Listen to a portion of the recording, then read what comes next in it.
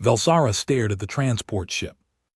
With growing dread, the metal hull was old and scratched, nothing like the sleek warships of the Kryn Empire. This vessel carried conscripts from the outer world, species dragged into a war they never asked for. The Void Swarm was eating through star systems like a disease, and the Galactic Tribunal needed bodies to throw at the darkness. She was a mid-ranking officer, which meant she got the jobs nobody wanted. Today, that meant commanding a mixed battalion of aliens who barely spoke the same language. Velsara's skin shifted from blue to gray as stress hormones flooded her system. The Kryn were known for their tactical brilliance and long lives. They calculated every risk, planned every move. They survived by being smart. The transport doors hissed open, smoke poured out along with the smell of fear and unwashed bodies. First came the Taurans, massive reptilian beings with thick scales that could stop most bullets. Then the Miska, small and quick, their forearms carrying weapons twice their size, standard conscripts, cannon fodder with a slim chance of survival. Then came the humans.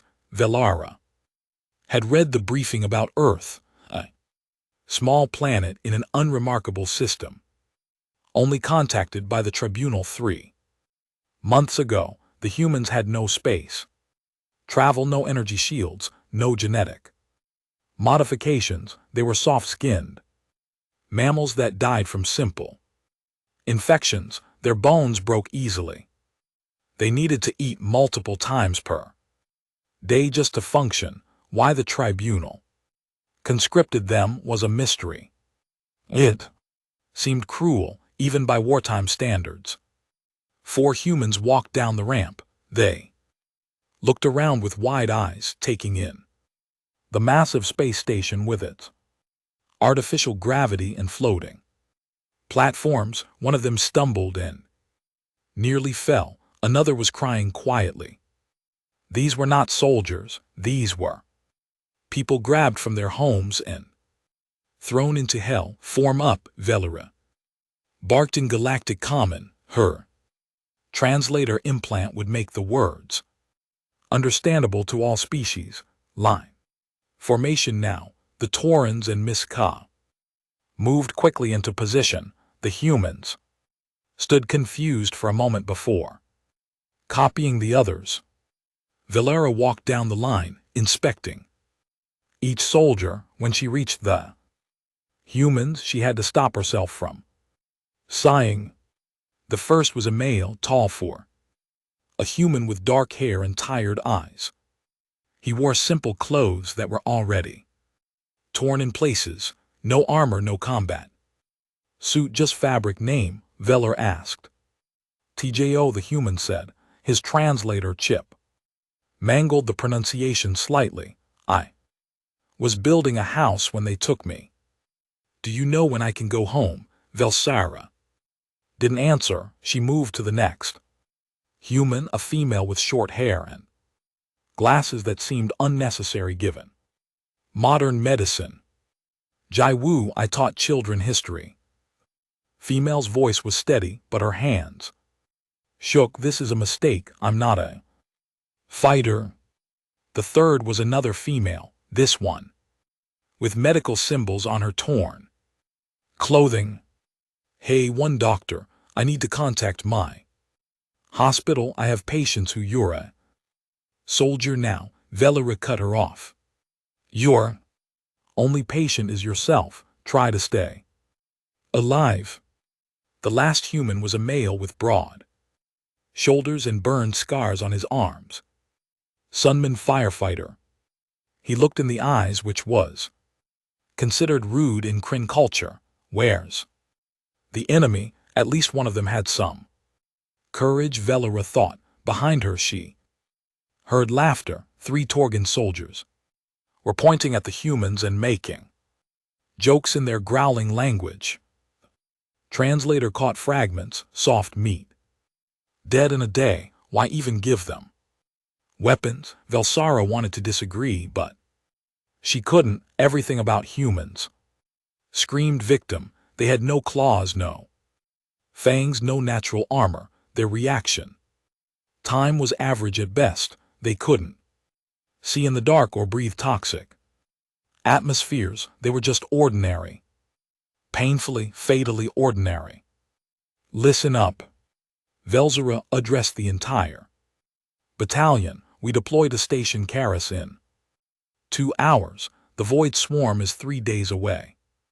Our mission is simple: hold the station for 72 hours while civilians evacuate. Intelligence says we're facing a standard assault force. Expect heavy casualties. She pulled up a hologram of the enemy. The image showed a Void Swarm creature, all black kitten and too many legs with a mouth that split open in 4 directions. Several soldiers stepped back. The humans just stared. These things don't die easy, continued. Energy weapons are only 50% effective. Their bodies regenerate. They feel no pain and take no prisoners. They will eat you alive if you let them get close. Standard doctrine. Maintain defensive positions, overlapping fields of fire. Controlled retreats, follow orders, and some of you might survive. Question. TJO raised his hand like he was in a classroom. What if we run out of ammunition? Then you're dead, Velsara said simply. What if we use something else? Tools. The station must have industrial equipment. Several aliens chuckled. One Miska soldier made a gesture that meant, stupid child in his culture, we use military weapons, Velsara said firmly. Not toys. Understood. Understood, TJO replied, but his eyes were thoughtful. The next 2 hours passed in a blur of equipment distribution and basic training. Humans struggled with their weapons, armor that didn't quite fit their bodies, and communication systems that confused them. Velsara watched Ju try to load her rifle 3 times before figuring it out. Hewen kept activating her helmets. Medical scanner by accident. Sun managed better, but he held his weapon like it might explode. Only Tiho seemed calm. He studied everything carefully, asked quiet questions, and helped the other humans. When they struggled, it reminded Velsara of how parents treated children. These humans were taking care of each other. They'll be dead in the first hour, her second officer, a Kryn named Zelmoth, said quietly. I've seen their medical files. No combat enhancements, no genetic optimization, nothing there. Civilians with guns. We're all civilians with guns, Velsara replied. The swarm doesn't care. Yes, but we have scales, claws, natural weapons. They have skin that tears and bones that snap. This is murder, not conscription. Velsara's skin flickered gray again. I know, but orders are orders. We do our duty. Transport to Station Karis was crowded and loud. Soldiers from different species argued over space, checked weapons, or prayed to their various gods. The humans sat together in one corner, speaking softly in their native language. Velsara's translator picked up fragments. I miss my daughter, Hewen whispered. We all miss someone, Jaiwu replied. We stick together, that's how we survive. Do you think we'll survive? Sun Min asked. TJO was quiet for a long moment. Probably not, but maybe we can help others survive. That's something. They accepted their death so easily. No anger, no denial, just quiet acceptance. Velsara had seen soldiers face death before, but this was different. These humans weren't warriors. They were ordinary people who somehow understood They were going to die and decided to be useful anyway. Station Karas appeared. Through the viewport, it was a massive structure built into an asteroid covered in weapons and shields, but Velera knew the truth. Those defenses were designed for pirates and raiders, not for the Void Swarm. When the darkness came, stone and metal wouldn't matter, only one thing would matter: who was willing to stand and fight when everything said to run. Velera looked at the four humans one more time. They looked so fragile, so unprepared. By all logic, they would die quickly and accomplish nothing. She had no idea how wrong she was. The alarm screamed through Station Karas exactly 68 hours after they arrived, 4 hours ahead of schedule. The Void Swarm never followed predictions. Velzara was in the command center when the sensors lit up red, hundreds of contacts moving fast, coming from all directions. The enemy wasn't just attacking, they were swarming like insects drawn to light. All units to defensive position, she ordered. Seal internal bulkheads. Activate point defense systems. Someone get me a tactical overview. The screens showed the nightmare approaching, black shapes against the stars, moving with purpose that shouldn't exist in mindless creatures. The Void Swarm looked like it was thinking, planning. That was impossible. Everyone knew the swarm ran on instinct alone, unless everyone was wrong. First wave hits in 3 minutes. Zelmoth reported his skin had gone pale gray with fear. Estimate 400 hostiles.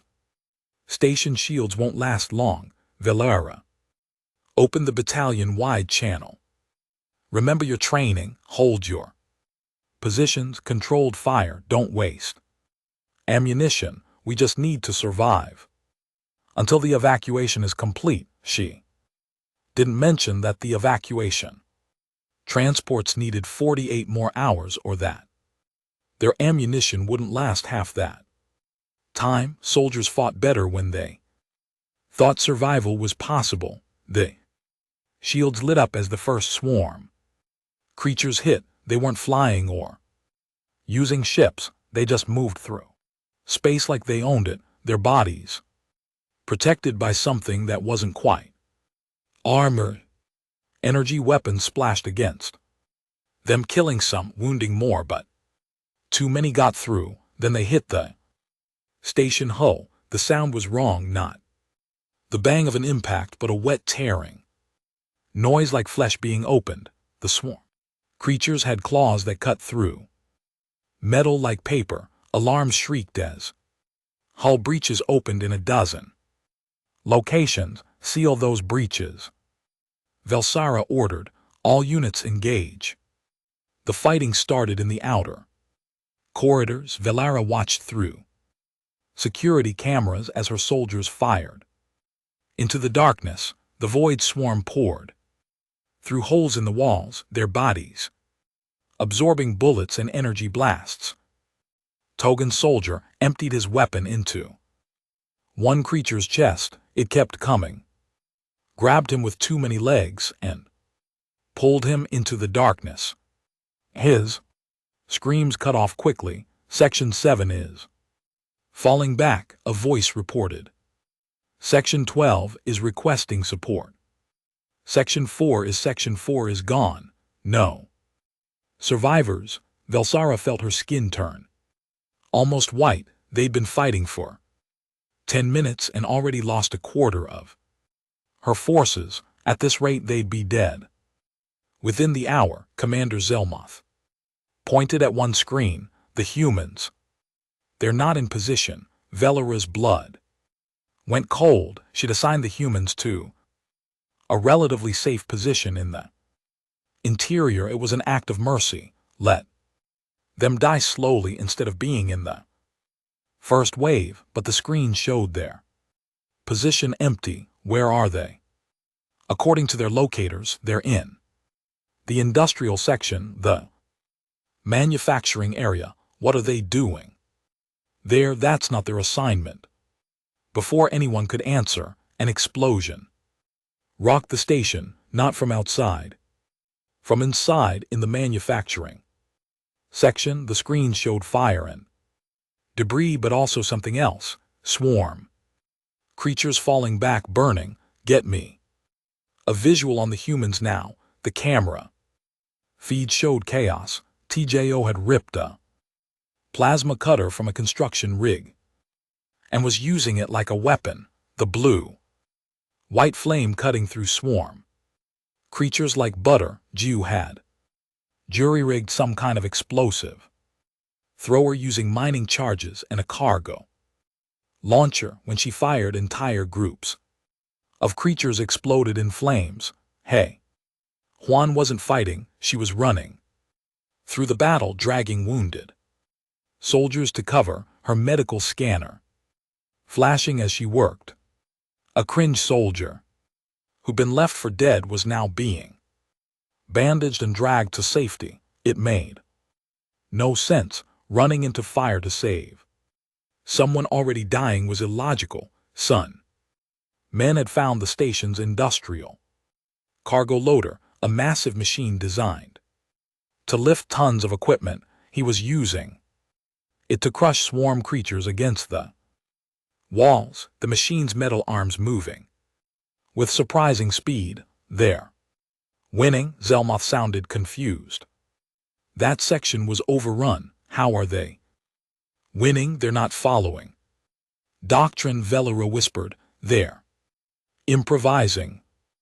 As she watched, the humans' tactics became clearer. They weren't holding defensive positions. They were attacking, moving, using the environment itself as a weapon. Tijo led a swarm creature into a pressurized tank and ruptured it, the explosion taking out 5 more enemies. Ju used her explosive launcher to collapse a corridor behind the swarm, cutting them off from reinforcements. It was chaos. It was inefficient. It violated every rule of military engagement. It was working. All units. Velera heard herself say, adapt to human tactics, use environmental weapons, stop defending, start attacking. The battle shifted. Soldiers who'd been retreating saw the humans winning and found courage. A Miska squad used industrial acid from a storage tank, to group Coppet's son men's idea, and started using cargo loaders as weapons. The swarm had evolved to fight guns and energy weapons. They didn't know what to do when the enemy started using the station itself. Velsara left the command center. She had to see this in person. The industrial section was hell, bodies everywhere, both alien and swarm. The walls were scorched and broken. The air smelled like burned meat and chemicals, but they humans were still alive, still fighting. Jiwoo left side. TJO shouted. Female spun and fired her makeshift launcher. A swarm creature exploded. Mid-leap, she didn't pause, just reloaded and kept moving. Her glasses were cracked and her face was covered in black blood, but her hands were steady. Hewen ran pastels, dragging a wounded Miska soldier. Don't just stand there, help me. Veeler grabbed the soldier's other arm. They got him behind cover. Hwan's medical scanner beeped. He's lost too much blood. Velera said, leave him. No. Hewen pulled out a medical kit and started working. I'm a doctor. I don't decide who lives. I just fight for everyone. You'll die trying to save him. Maybe. Hewen didn't look up. But I won't die leaving him. Roar made them both turn. 3 swarm creatures were charging their position. Velera raised her weapon, knowing it wouldn't be enough. Jiu stepped between them and the creatures, just one small Human female with a weapon made from spare parts. She planted her feet and started firing. 1 explosive charge. 2, 3, the creatures kept coming. She was going to die. Fall back. Velara shouted. No, Jiu and LT Unk and GTS weapon. Clicked empty. She dropped it and pulled out a welding torch from her belt. Tool meant for repairs. The flame was weak, barely 2 feet long. The creatures were 20 ft away. 1510. Jiu stood her ground and swung the torch like a sword. The creatures reached her. 1 claw scraped her armor, leaving a deep cut. Another nearly took her head off, but Jiu kept fighting, kept moving the small torch flame, finding eyes and soft joints. She was screaming now, not in fear but in rage. Sung Min appeared from nowhere and slammed into the creatures with his cargo loader. Metal crashed against Kitten. Jiu Dove cleared just as Sun Min crushed all 3 enemies against the wall. I said fall back. Velsara shouted. Your orders were to hold for 72 hours, TJO replied calmly, his plasma cutter still cutting through enemies. We're an LT Unk and GT holding. You're supposed to hold defensively, not charge into battle. We tried defensive. We died back on Earth when we tried just defending. Tjo's face was hard. Here we attack. That's insane. You'll all die. Yes, TJO cut down another creature, but maybe later instead of now. The battle raged for 14 hours straight. No breaks. No rest. The swarm kept coming and the defenders kept fighting. Soldiers copied human tactics, learned to improvise, stopped thinking like prey and started acting like predators. Jiu held a corridor alone for 14 minutes when her position was overrun and reinforcements couldn't reach her. She used her welding torch pieces of debris, even her own helmet, as weapons. When relief finally arrived, she was standing in a pile of dead creatures, barely conscious still, swinging the torch at shadows. Some men detonated explosives in a corridor that was being overwhelmed, timing his escape. With impossible precision, he ran through the blast wave, got thrown 20 ft, hit a wall hard enough to crack his armor, and got back up to keep fighting. Haiwan saved 17 soldiers that day. She ran into fire, pulled people from death, worked on wounds while creatures tried to kill her. She didn't kill a single enemy. She just refused to let anyone die alone. When the swarm finally retreated, pulled away by some signal nobody understood, the station was barely standing. Half the battalion was dead. The survivors were wounded, exhausted, out of ammunition. All 4 humans were still alive. Velar found them sitting together in a ruined corridor, sharing water and helping each other with injuries. They looked terrible, burns, cuts, broken bones, but they were helping each other, making quiet jokes, acting like they'd just finished a hard day of work instead of surviving impossible odds. Why? Velsara asked. Why didn't you follow orders? Why did you risk everything? TJO looked up at her with those tired eyes. Your orders were to survive. We just found a better way to do it. You could have died. We were dying anyway. Your defensive positions were death traps. TJO stood up, wincing from broken ribs.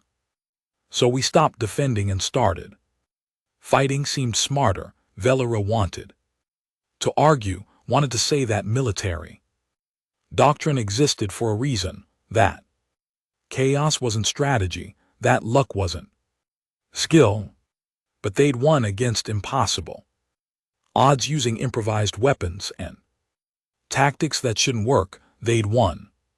For the first time, Velera wondered. What kind of species doesn't calculate? Survival odds, what kind of people just decide to win and make it happen through sheer stubbornness, what kind of species fights like they have nothing to lose? The medal ceremony felt wrong. Sarah stood on the platform watching the tribunal representatives pin honors on her soldiers. The Kryn got medals for tactical excellence, the Tones got medals for bravery, the humans got medals too, but nobody could look them in the eye while doing it because everyone knew the truth. This wasn't a reward, it was an apology for what came next. Battalion 7749, the tribunal speaker announced, his voice amplified across the assembly hall. You are hereby redeployed to Broken Moon. Departure in 6 hours, that is all. The room went silent. Soldiers looked at each other with fear and resignation. Broken Moon wasn't a deployment, it was an execution. Velsara had read the intelligence reports. Broken Moon was a mining colony on a shattered planet, destroyed centuries ago by some ancient war. The pieces still orbited each other, held together by unstable gravity. The tribunal wanted the rare minerals in its core. The Void Swarm wanted to use it as a forward base, and now a swarm dreadnought was coming, something that had never been defeated in recorded history. Commander Zelmoth approached quietly. We can't win this. You know that, right?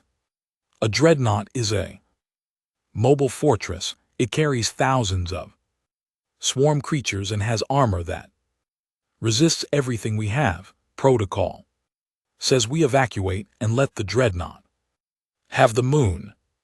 Protocol changed, Veller replied bitterly. Now protocol says we buy time for the evacuation. 3 days minimum. We won't last 3 hours. I know the transport to Broken Moon was different from last time. No prayers, no preparation, just quiet acceptance that they were all going to die. Some soldiers wrote final messages to families, others just stared at nothing, already seeing their own deaths. The humans sat together like always. Velsara walked over to them, not sure what to say. How do you talk to people you're sending to die?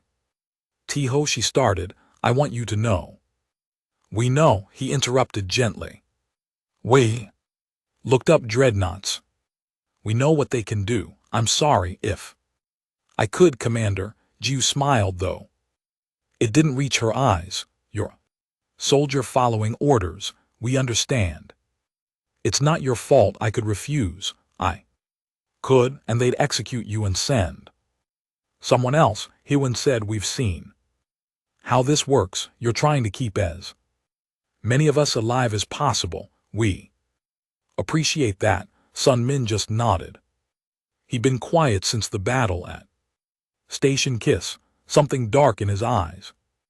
Broken Moon looked like a nightmare from orbit, huge chunks of rock floating in a deadly dance held together by gravity that changed direction randomly. The mining colony was built into the largest piece, tunnels and facilities carved deep into stone. They had 48 hours to prepare. Velsara set up defensive positions, placed weapons, ran drills. Standard military procedure, everything by the book. The humans wandered off. She found them 6 hours later in the deep mining tunnels, standing around a massive support shaft that ran through the entire moon fragment. Teho was studying a holographic display of the moon's structure. Jaiwu was examining the shaft supports. Sunung Min was calculating something on a data pad. What are you doing? Velsara asked. Planning, TJO replied. Planning what? Your defensive position is. We're not defending, Jaiwu said. We're attacking. Velsara felt her Skin shift to confused yellow, attacking. A dreadnought, that's suicide defending is. Suicide too, TJO pointed at the hologram. See this gravity? Well, broken moons. Pieces are held together by unstable gravitational forces. If something massive gets too close, the gravity can shift, become stronger. I know how gravity works, Velera said. What's your point? What if we make it shift on purpose? Sunman looked up from his data pad. What if we lure the dreadnought over this shaft, then collapse it? The falling rock would pull the dreadnought down into the moon's core. Velera stared at them. That's insane. The gravitational shift would crush everything in the section, everyone in the tunnels would die. Yes, TJO said simply, and someone would need to be inside the shaft to manually override the support systems. The automated controls wouldn't work fast enough. Yes. So you're proposing a plan where someone has to stay inside a collapsing tunnel while a dreadnought gets crushed above them? They would die, certainly. Absolutely. Yes, all three humans said together. Hewan stepped forward, but the dreadnought would die too, and everyone else on the moon could evacuate during the collapse. You'd save thousands of lives at the cost of whoever stays behind, Commander.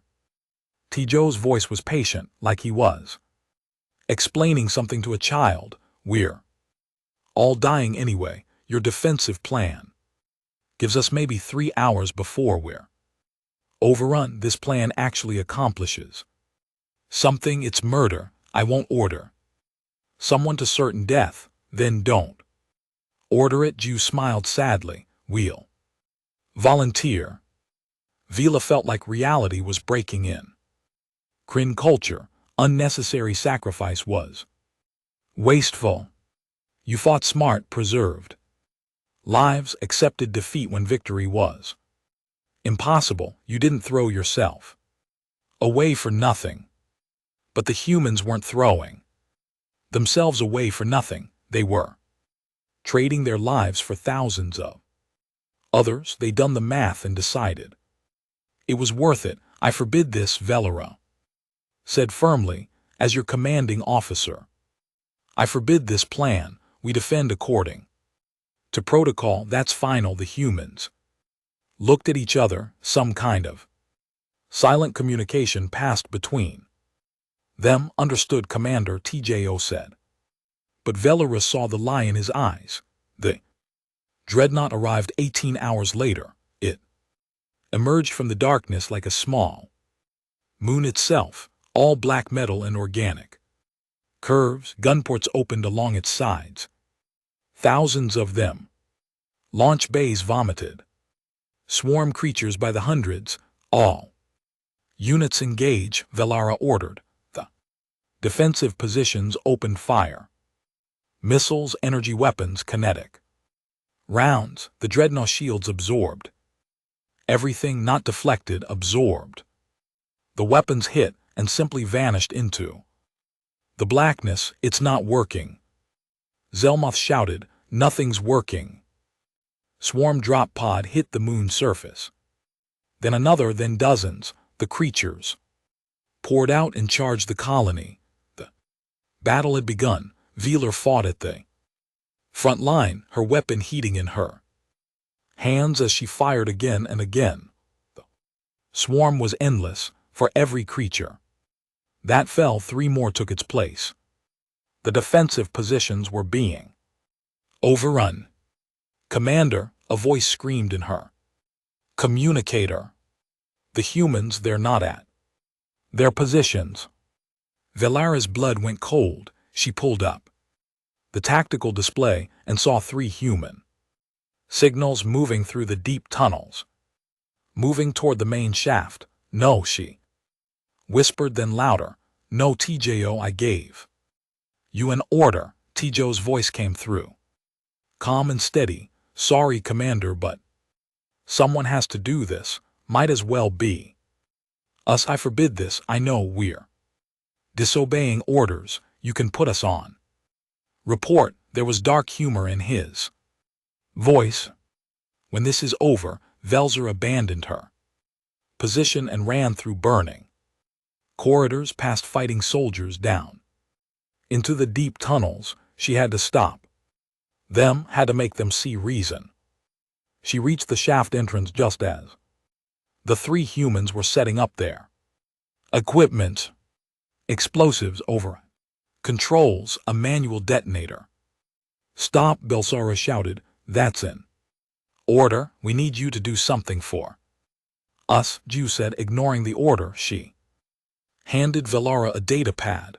When we trigger the collapse, you have exactly 4 minutes to evacuate everyone. Use the western tunnels, they're safest. Don't look back, don't try to save us, I won't let you do this. Sunman blocked her way.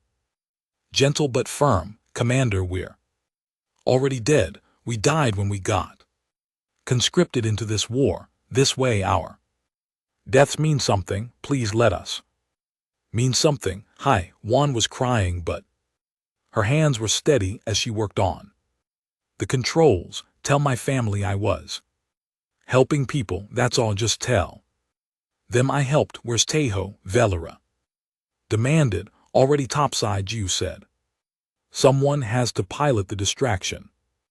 Distraction, the communicator crackled.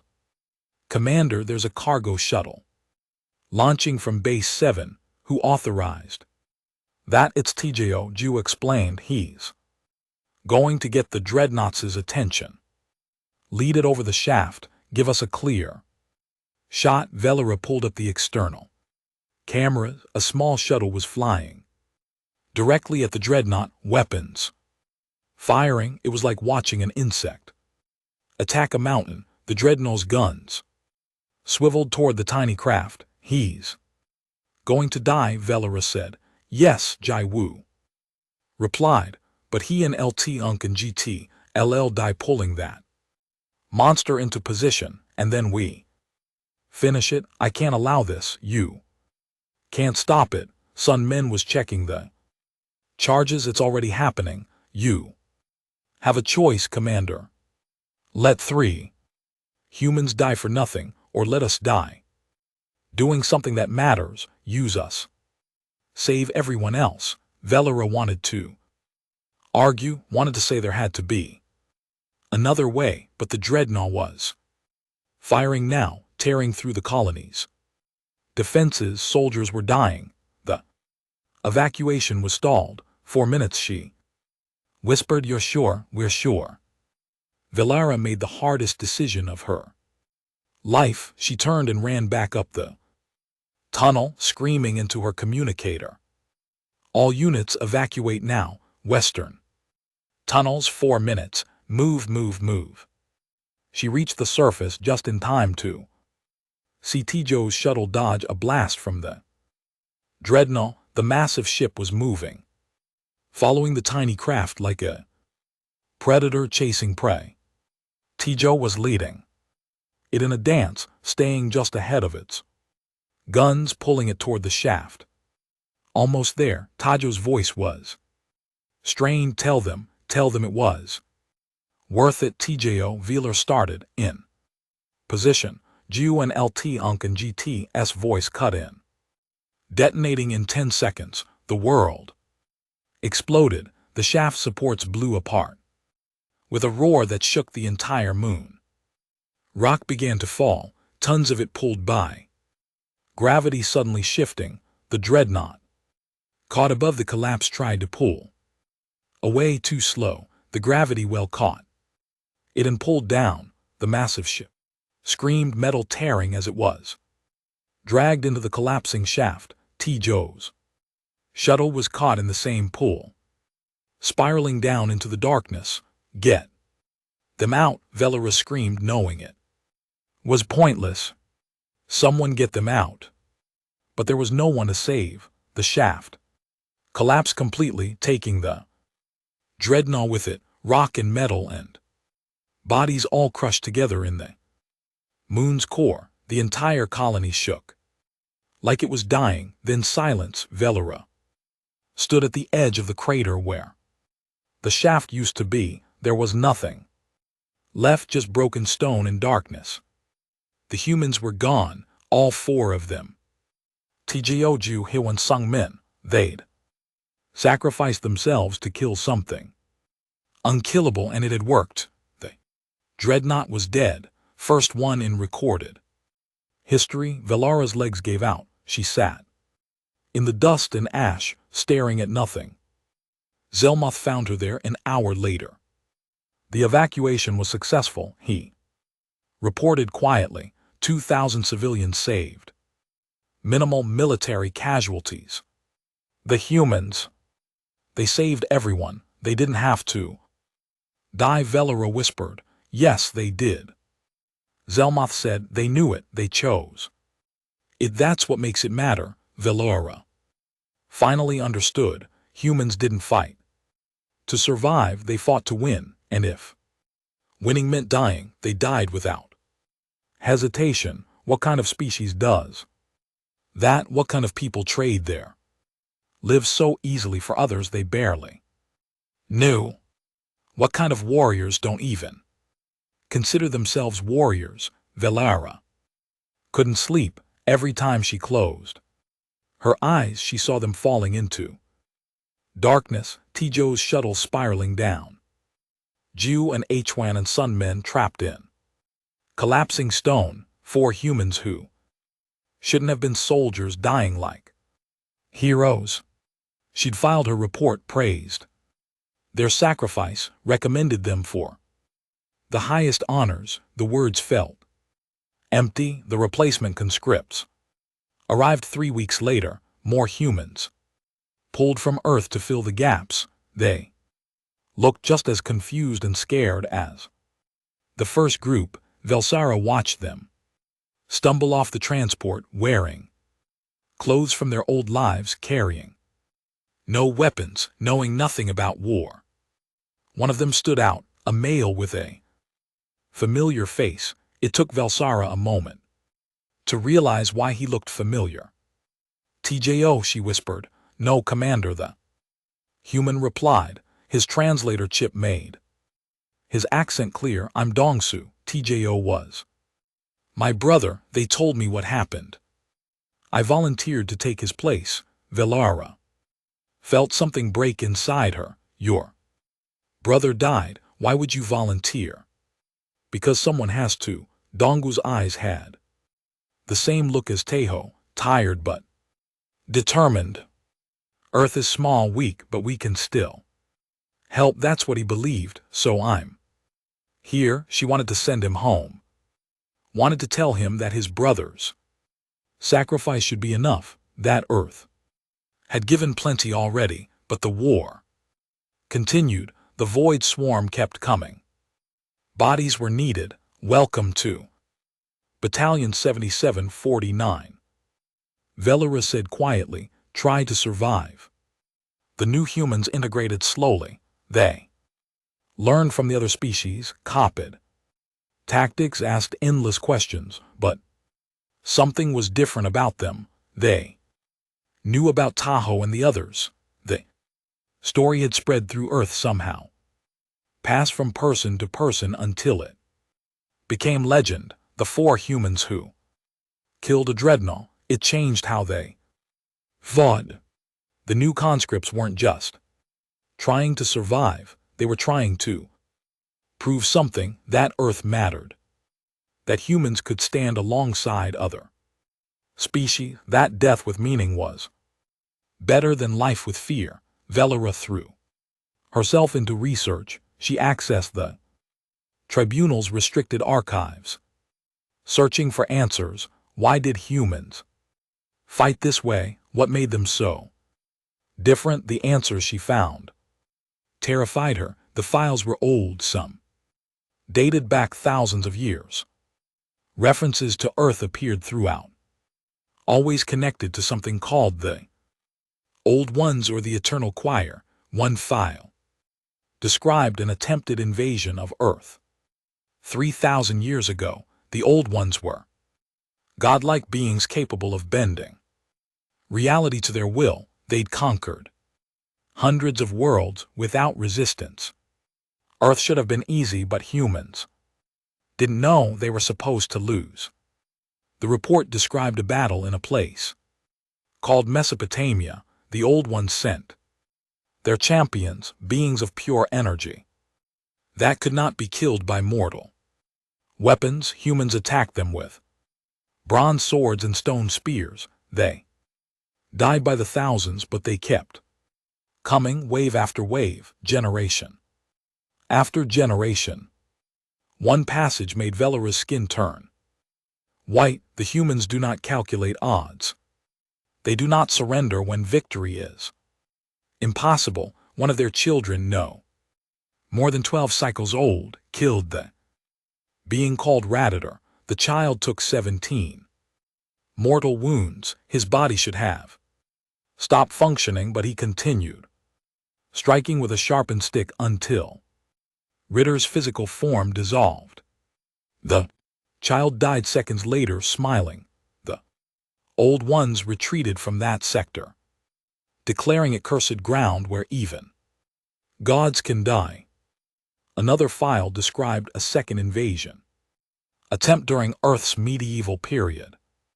Same result, humans with primitive weapons against beings who could rewrite physics. Humans lost every battle and won the war through sheer refusal to stop. A third invasion during Earth's industrial age.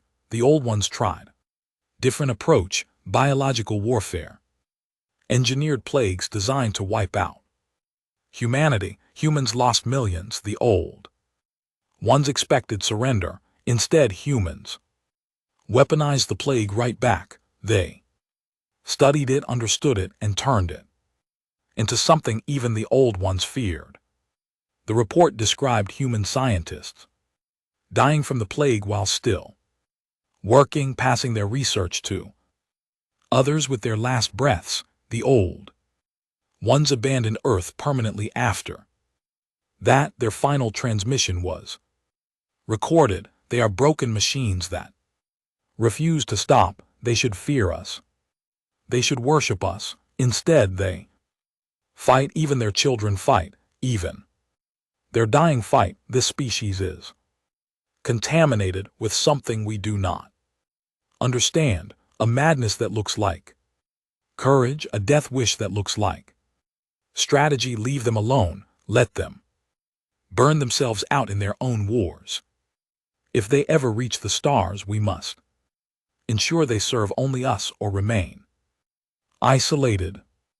They are too dangerous otherwise. Velara read the files 3 times, not believing what she was seeing. The Galactic Tribunal knew. They'd always known. That's why humans were conscripted not as cannon fodder, as weapons. You look troubled, Zelmoth said, finding her in the archive room at 3:00 in the morning. The tribunal is using them, Velara said. The humans.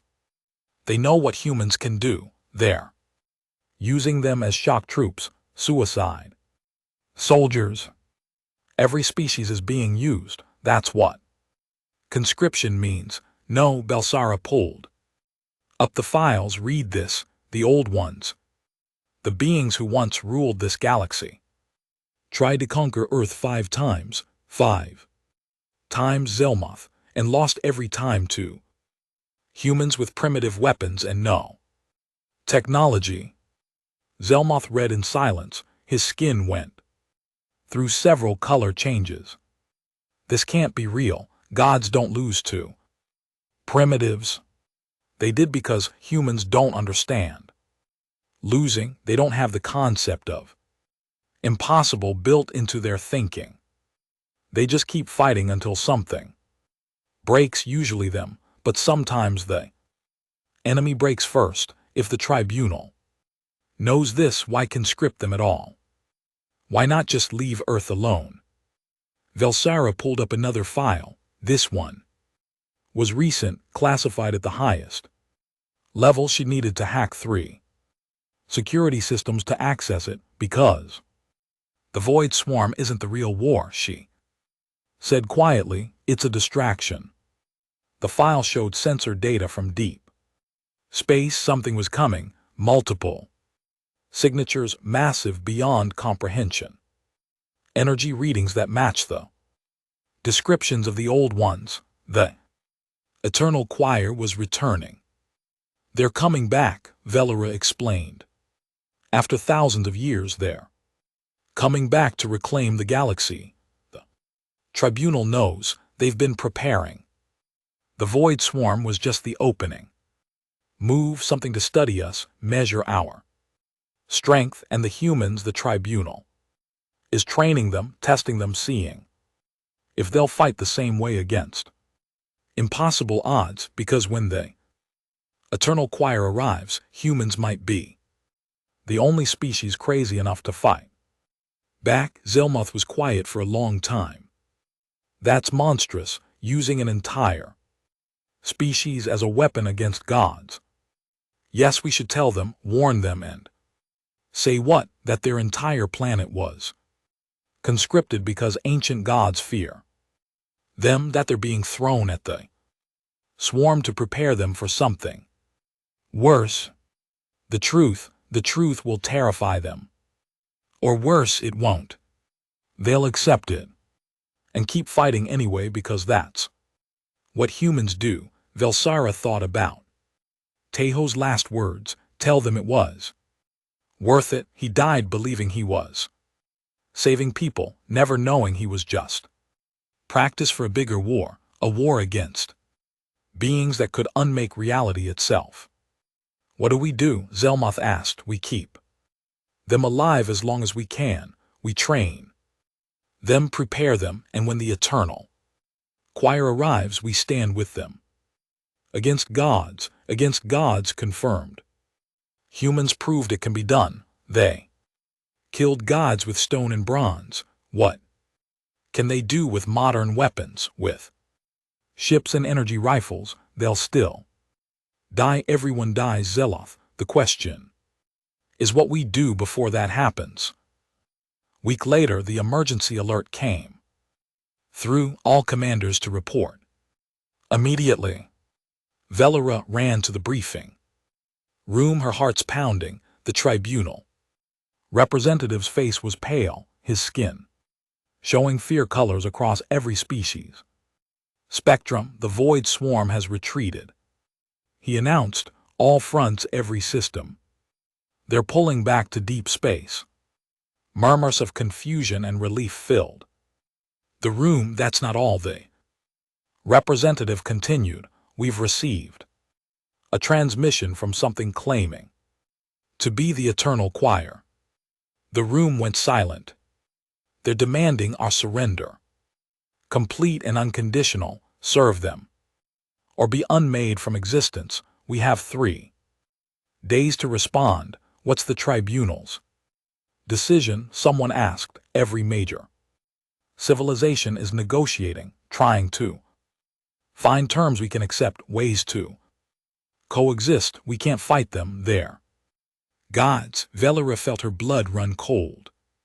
The tribunal was giving up, after all. The preparation, all the sacrifice, they were just going to surrender. What about Earth? She found herself asking. What's Earth's response? The representative pulled up a transmission.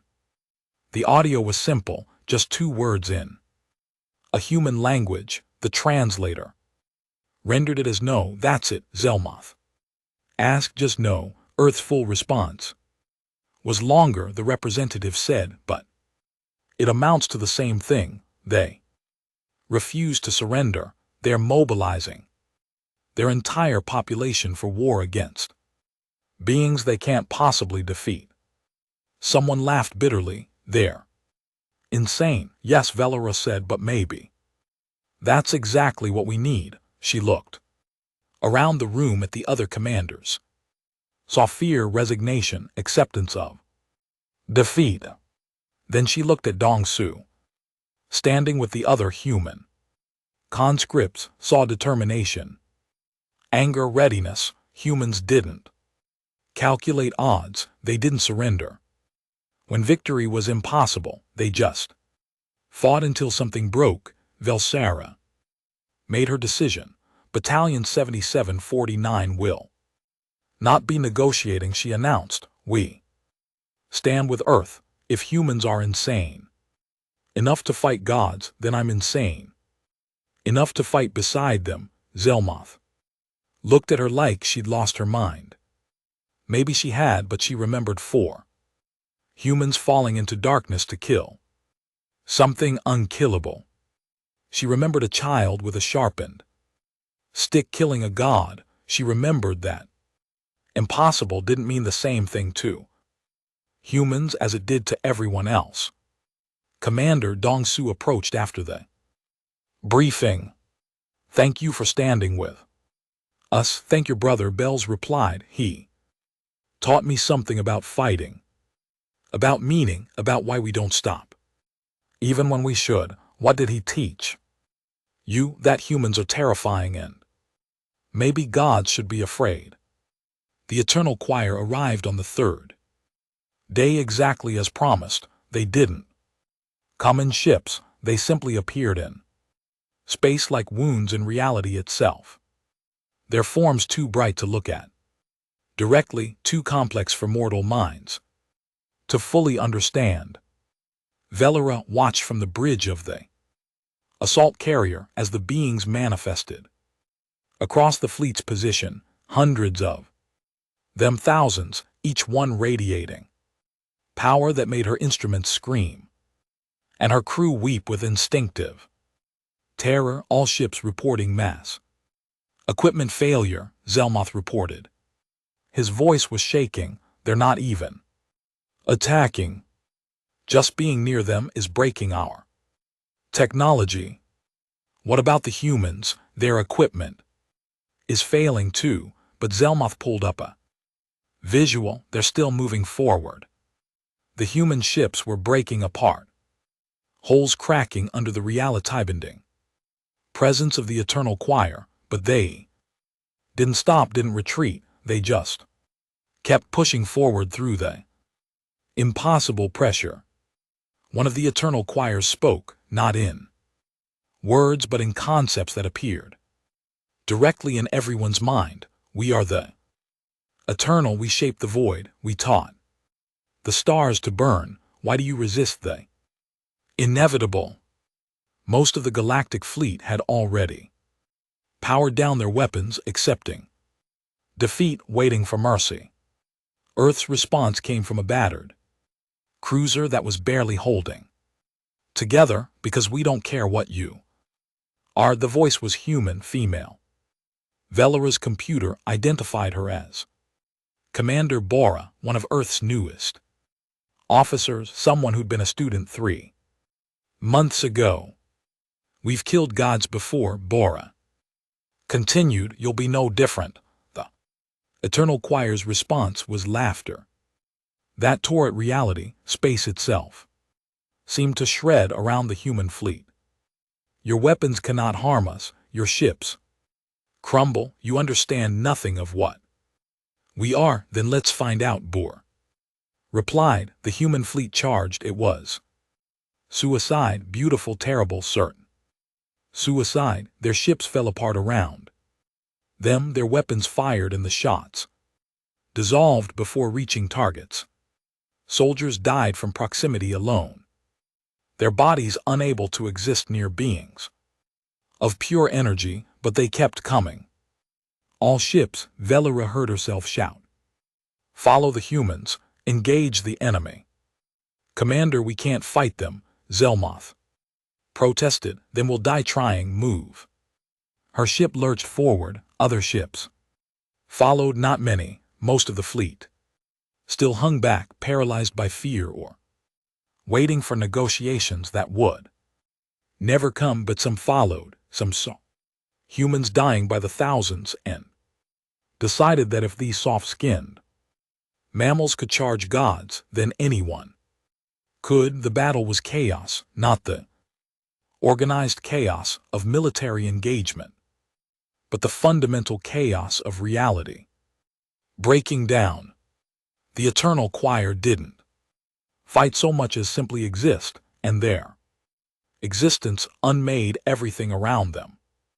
Veeler's ship got close to one of the beings. It looked like a fusion of light and geometry, shapes that hurt to perceive. It reached out with something that wasn't quite a hand. Her shields dissolved. Her hull began to break apart. Then, a human fighter craft slammed into the being at full speed. The pilot had ejected her reactor's safety systems and overloaded the core. The explosion was nuclear scale, contained in a space the size of a room. The eternal being flickered just for a second, but it flickered. They can be hurt, someone shouted across the comm channels. They can be hurt. The information spread like fire. Suddenly more ships were charging. More soldiers were finding creative ways to die. A T cruiser rammed an eternal being and detonated all its weapons at once.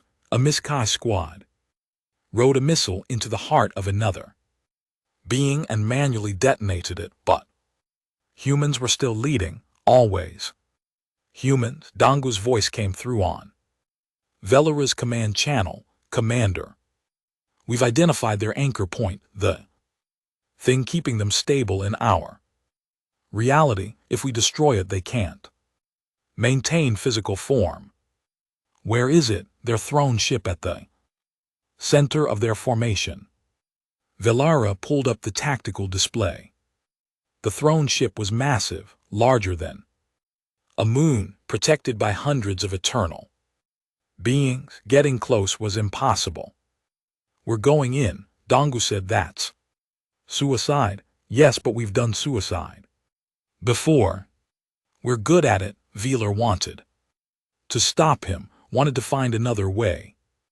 But she'd learned humans didn't need to be protected from their own courage. They needed to be supported in it.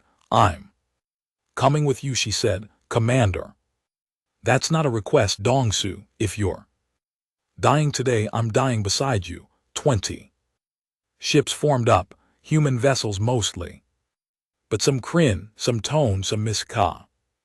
Soldiers from different species who'd learned to fight like humans, to charge when retreat made sense, to attack when defense was logical. They pushed toward the throne ship. Reality bent around them. Ships broke apart. Soldiers died from impossible physics, but survivors kept going. Bo's cruiser exploded, taking an eternal being with it. She'd overloaded every system at once, turning her entire ship into a bomb. 300 humans died in that explosion. They took a god with them. We're not going to make it, Zelmoth said quietly.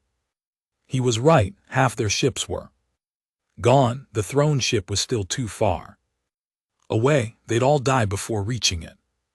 Then the impossible happened. More ships arrived. Earth ships, dozens of them, appearing from faster than light jumps. But these weren't military vessels. They were civilian transports, cargo haulers, personal ships, anything that could fly. This is Transport Group Omega, a voice announced, a male human, calm like he was reporting weather. We're from Earth, figured you could use some help. This is a war zone, Veler shouted. Civilians shouldn't be here. We're humans, Commander. We go where we're needed. The civilian ships charged. They had no weapons, no armor, no shields. They just rammed straight into the eternal beings, using their ships as projectiles. It was the stupidest, most wasteful, most insanely brave thing had ever seen, and it worked. The gap opened just enough. Dong Su's ship, Velera's ship, and 3 others made it through to the throne ship. The anchor is inside, Dong Su reported. We have to board. They crashed through the throne ship's hull, not docking, crashing, tearing metal and breaking through like bullets, Velar's ship didn't survive the impact. She and her crew spilled out into a nightmare. The interior of the throne ship wasn't quite real. Gravity worked sideways. Light moved in curves. Geometry was optional. Just existing here was agony. Move, Dongo shouted. They ran through the madness. Humans led the way, their bodies breaking under the strain, but still moving. A human soldier named Insu had his arm snapped backwards. He kept running. Another human, Kion, was bleeding from her eyes. She kept running. The anchor appeared ahead. It looked like a crystallized star burning with light that erased shadows and created new ones simultaneously. We have to destroy it, Dongu panted. But it requires a biological sacrifice. It feeds on life force, Velara understood. Someone had to touch it, let it consume them, use their dying energy to shatter it. Every human present stepped forward. No, Velara said, draw lots fairly. They used bullets, removed the powder from cartridges, marked 1. Shook them up. Dong Su distributed them. Velsara drew first. Empty, Zelmoth. Empty, Insu empty. Kong empty. Dong Su looked at his bullet for a long moment, then smiled, just like his brother had smiled. Marked, he said quietly, let me go instead. Velsara begged. No, Commander. Dong Su handed her a small data chip. Give this to Earth. Tell them we proved what my brother believed, that humans matter, that we can stand with anyone, that gods can die when humans decide they should. He walked toward the anchor before she could stop him. Dong Su, he didn't turn around, just raised his hand in farewell and touched the burning crystal. The scream was soundless but felt in bones and souls. The anchor shattered. The throne ship began to break apart. Reality reasserted itself violently. Run, Velara grabbed the others and pulled them back toward their entry point. The throne ship was collapsing. Inward, the eternal beings outside were screaming, their forms flickering, losing cohesion. Without their anchor, they couldn't maintain presence in physical reality. They were fleeing. Velar made it to an escape pod and launched. The throne ship exploded. Behind her, a blast of impossible colors and dying gods, the eternal beings, scattered into deep space, broadcasting one final message: never return to the hunting grounds of terror. Mark that world as forbidden. The Death Seekers dwell there, the ones who refuse to stop. They will end us all. If given time, then they were gone. Battle was over. The eternal choir had been defeated, driven away by mortals who should have lost, by humans who didn't understand that gods were supposed to be invincible. Velara's pod was recovered 3 hours later. She was the only survivor from her ship.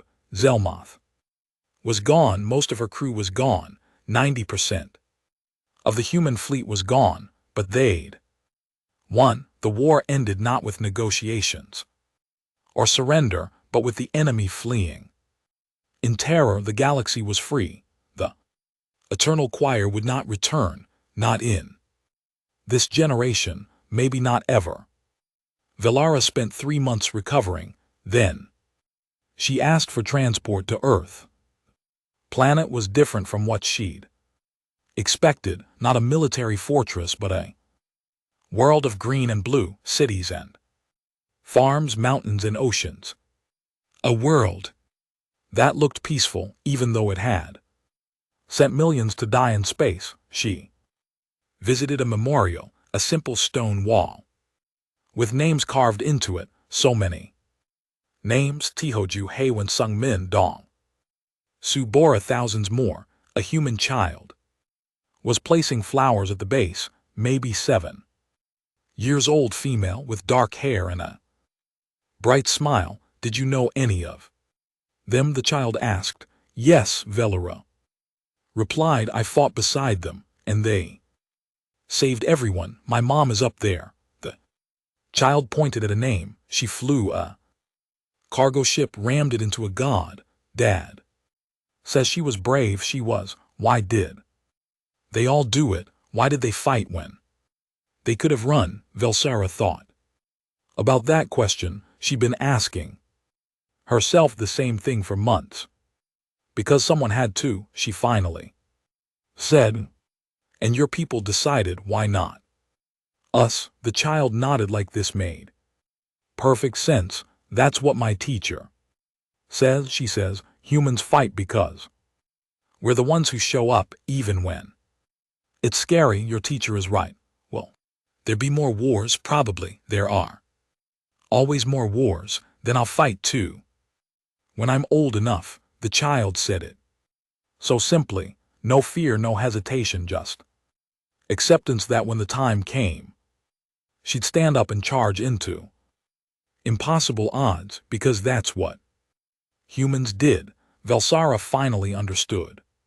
She'd spent months wondering why the eternal choir feared humans, why ancient gods who'd conquered galaxies fled from primitive mammals. It wasn't because humans were stronger or smarter or more advanced. It was because humans expected gods to bleed. Every other species in the galaxy understood their place. They knew when they were outmatched. They calculated odds and surrendered when necessary. They survived through wisdom and caution. Humans survived through sheer stubborn refusal to accept reality. They saw something impossible and attacked it. Anyway, they faced certain death and charged forward anyway. They fought gods with stone and bronze and nuclear fire and whatever they had at hand, and sometimes impossibly they won, not because they were special but because they didn't understand they were supposed to lose. Velora knelt beside the child and placed her own flowers at the memorial. Thank you, she whispered to the names on the wall, for teaching me, for showing me that impossible just means no one's tried hard enough yet. The child took her hand. Will you come to my school? My teacher wants to meet aliens. She says we need to learn from each other. I'd like that, Velora said. She stood up, holding the child's hand, and walked away from the memorial. Behind her, the names of the dead stood silent, witness to one simple truth: God should fear humans, not because humans are divine, but because when gods demand worship, humans ask why, and when gods say impossible, humans say watch me, and when gods threaten the universe, humans charge forward and make them bleed. That's why deities fear their strength. Not the strength of weapons or technology, but the strength to keep standing when everything says to fall. To keep fighting when logic says to surrender. To keep believing that victory is possible even when mathematics says it's not.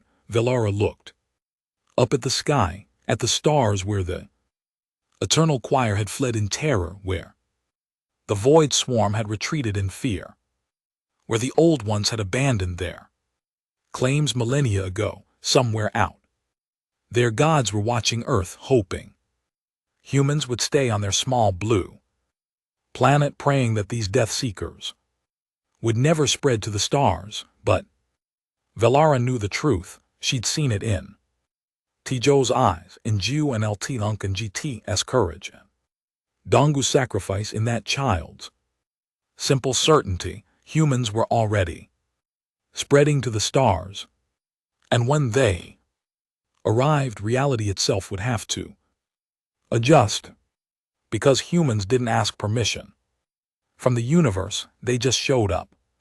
and started changing things, even if it killed them, especially if it killed them. That's what made them terrifying. That's what made gods fear humans. Didn't just refuse to die, they refused to lose, and somehow impossibly, stubbornly, they made it true.